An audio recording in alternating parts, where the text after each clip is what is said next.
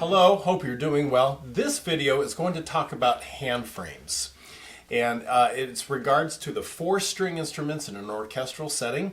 And it's a very important concept that every string player understands and every learning, emerging string player needs to grasp. First, let me just talk about the term hand frames. It's not original to me, but it's not used all that often, actually. In the literature, you usually see finger patterns, and another term you'll see are hand shapes. And we're all talking about the same thing. And there's nothing wrong with the other terms. I really like hand frames, but I'll get to that in just a moment. To me, a shape is fine. It's just talking about the shape of the hand and the way the hand moves and between strings and all that kind of stuff. That's the shape of it. And sometimes they call them as a 2-3 shape, a 1-2, a 2-4, an open hand or open shape. Perfectly fine. The literature also talks about finger patterns, and they'll say this is a 2-3 pattern, a 1-2 pattern. Great, no problem. Shape doesn't have enough in it because hand frames, I think, makes your brain go to another level, which I'll get to in a moment. Finger patterns, to me, I like patterns, but to me, when I think of a pattern, I think of the like a scale pattern, open 1, 2, 3, 4, or I'll think of thirds. Well, here would be the scale, right? That's the scale, just one finger to the next, or thirds, like open 2, 1, 3, 2, 4, 1.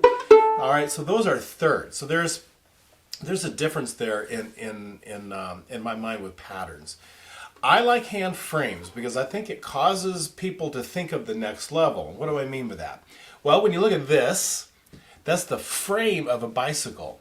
And yes, you're looking at that, but then what you're noticing is it's going to turn into a bicycle. There's stuff I'm going to put onto that to create a bicycle. Same thing with a hand frame. Once I get a hand frame, I'm going to create things like patterns on top of that to be able to play and to know where my notes are. Like, look at this one. That's a car. You don't have to see the whole car to know that it's going to be a car, right? And then you need to fill that image with things like patterns and stuff like that. So this is why I like hand frames. I use that term. I'm pretty good about it. Well, why learn them? Well, the most important is that it is the first step to really good intonation. If you like, let's say this is the first hand frame that violins and violas learn, but if a kiddo plays like this and they don't really make the shape and they don't really make a good half step there and understand that that's got to be a minor second and 1, 2, and 3 and 4 are a major second, if they don't really do that and play like this, then they're just going to be horribly out of tune.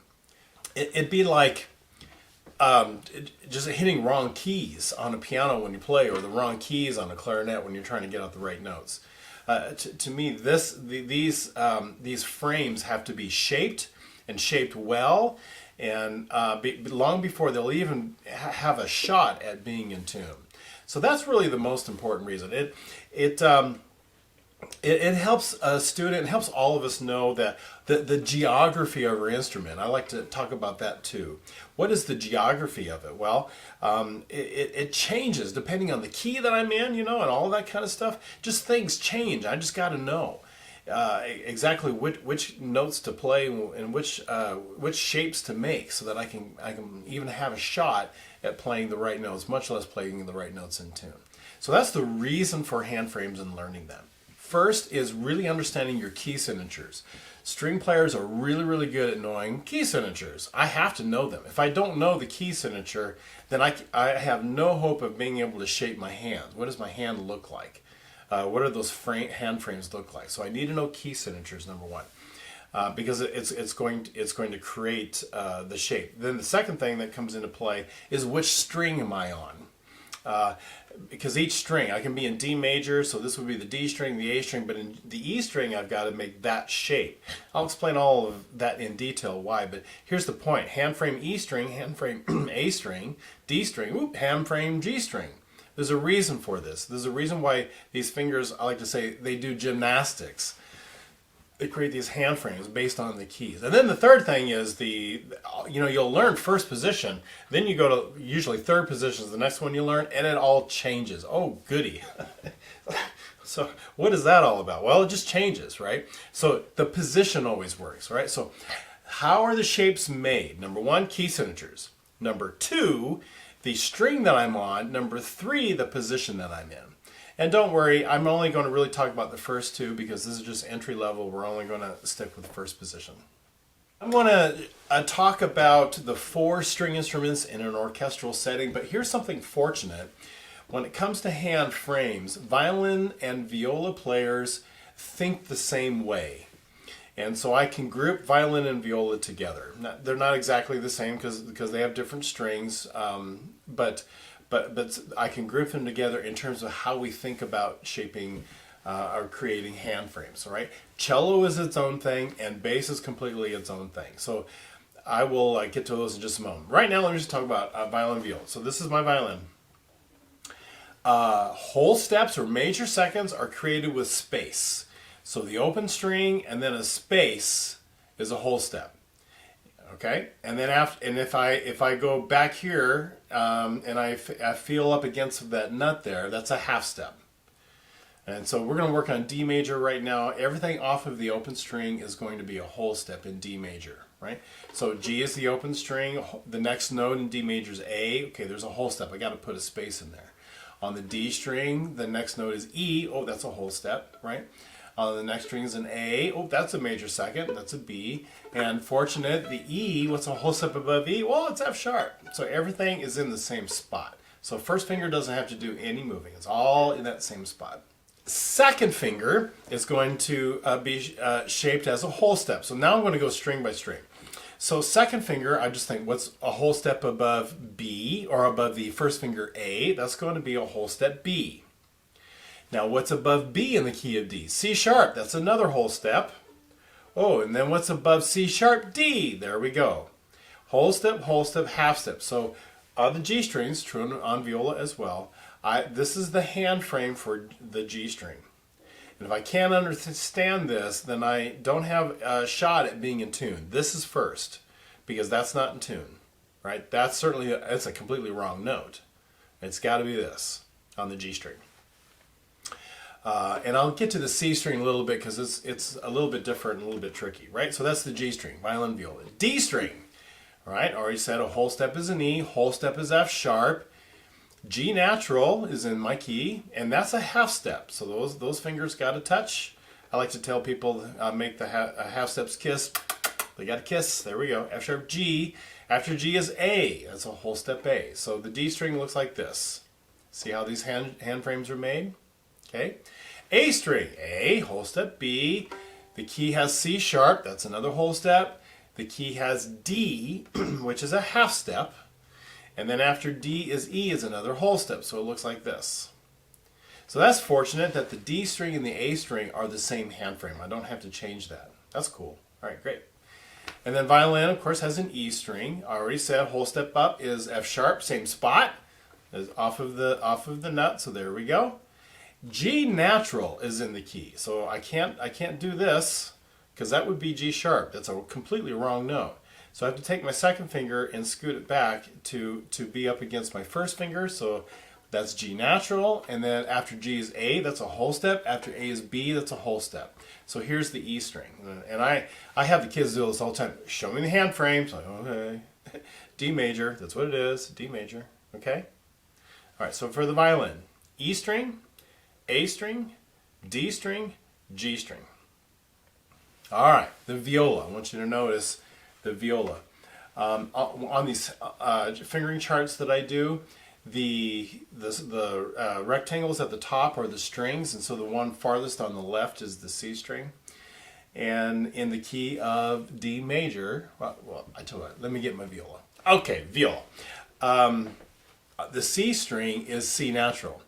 And so my question always is, can you play a C in the key of D? And the kids are like, no. And I'm like, yes, you can. It's just a wrong note, and it's going to drive me nuts. Okay, it's the wrong note. You can't, it's not in the key. Not in the key. All right? So it needs to be C sharp. So in the charts, I want you to notice that the square is blackened out, because it's not in the key, the C string. That means C sharp is first finger, and that's a half step off the open string. So that's why there's a circle there for C sharp. And then you scoot up a half step, that's another first finger.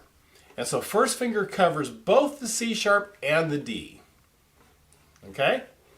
In this hand frame. So this is why there's an extra circle on the C string, because I got to play C sharps and then D. All right, now from there, whole step is E, whole step is F sharp, and whole step is G. So this is the hand frame on the C string with the extra little C sharp and D, okay? So that is the viola and the violin hand frames, and that's how they're shaped. Again, first by the key signature, then by the string that I'm on.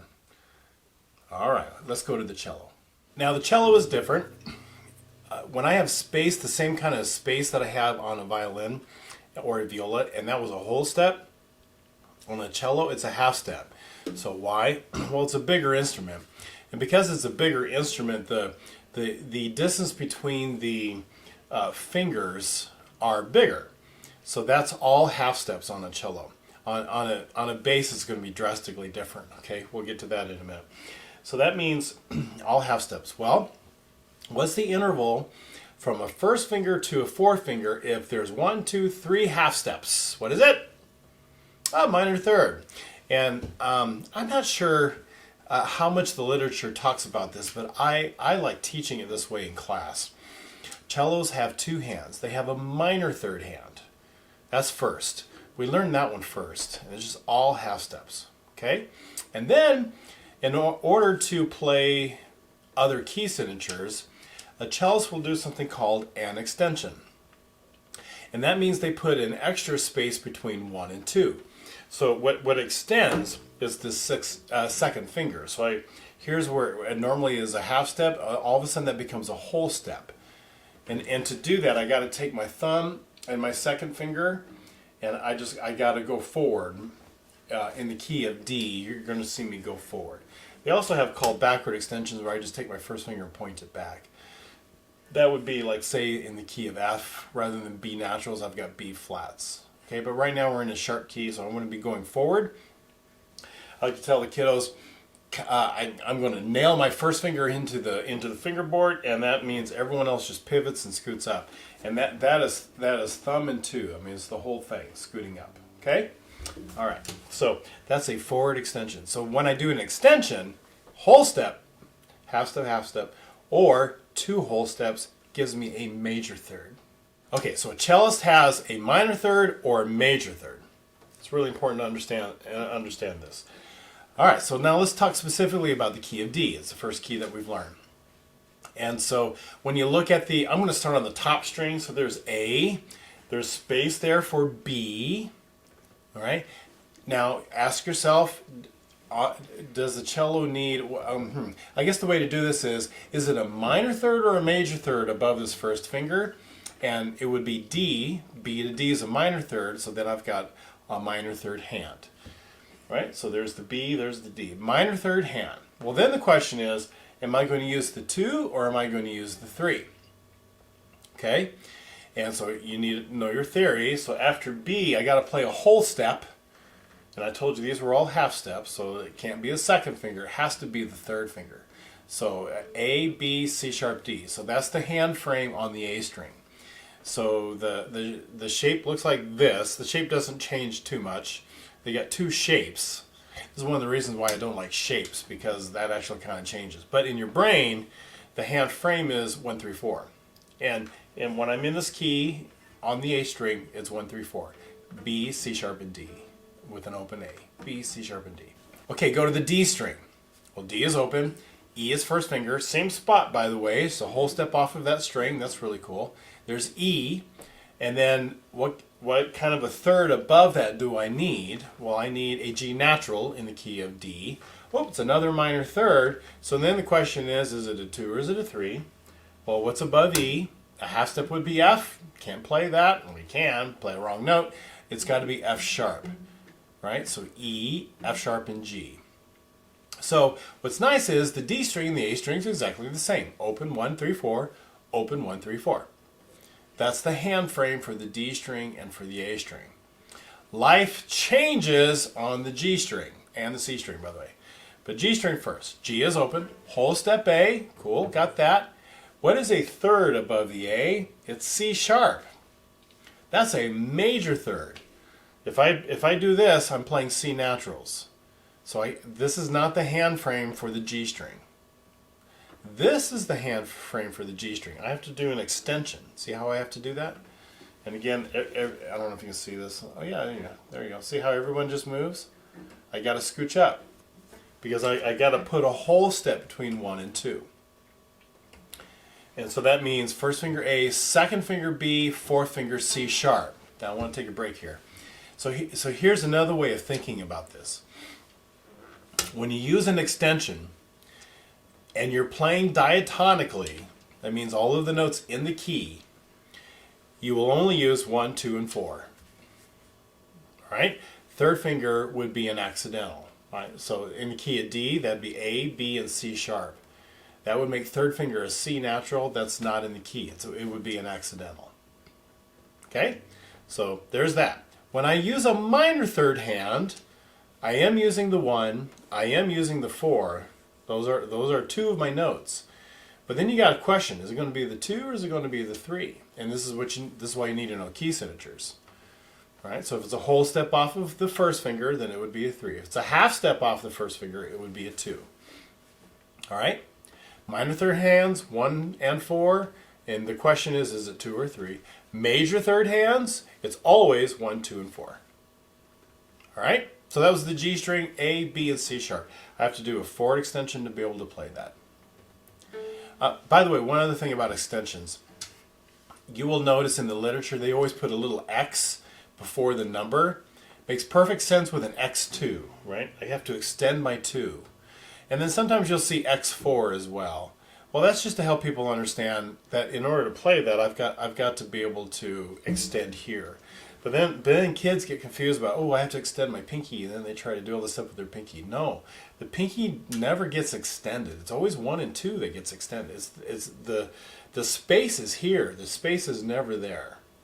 Really important thing to get kids to understand. Okay, the space is there. Now it's true. This is playing a C sharp. It's playing a half step higher than a minor third hand, but it's because you've created the space between 1 and 2. All right, C string. Just like the viola, I want you to notice there's an extra circle in there. And just like viola, can you play C in the key of D? And the answer is no. But I say, yes you can. You're just playing the wrong note. Stop playing the wrong note. I don't want you doing that. I want C sharp with the first finger. Then scoot it up for D. C sharp and then D, okay? So first finger is covering both of those notes, both C sharp and D. Then the question is, what kind of a third off of the D do I need? A major third, because it needs to be F sharp. Oh, that means I have to do an extension. That means I'm playing D, E, F sharp with an extension. All right? So that's the cello. Just quick recap. You either play minor third hands or major third hands. Minor third hand, yes the 1, yes the 4. The question is it the 2 or 3? Major third hands, this is an extension. And when they're doing that, it has to be 1, 2, 4. Let's move on to the bass. Okay, bass. Hand frames on a bass. Well, this is why another reason why I don't like shapes, because that's the shape. It never changes. And on a bass, by the way, it looks and it feels just like the cello extension. So if you've worked hard on that cello extension, then the bass hand will come a little bit easier to you. It needs really big hands with big intervals, and you have to make yourself create that space between 1 and 2 and have an open hand. And the reason for this is on bass that the half step is 1 and 2, and the next half step is 2 and 4. Isn't that crazy? That makes the 1 to 4 a whole step. That's a whole step. Remember violin and viola? That's a whole step. On a bass, that's a whole step. You go from this to that. And it's just really important that you get kids to do this. You'll never play in tune like this on a bass, even small basses. This is a small bass. like to demo on a small bass. Being a violinist, it helps me a little bit. That'll never be in tune. You've really got to work hard on the shape of an extra space in here and just a really big hand. One thing about that, I should have mentioned this with the cello extension.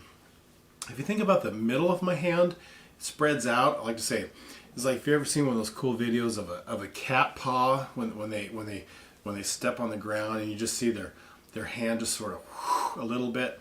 If you think of the middle of your hand out, you'll be able to think much bigger than trying to like stretch a pinky.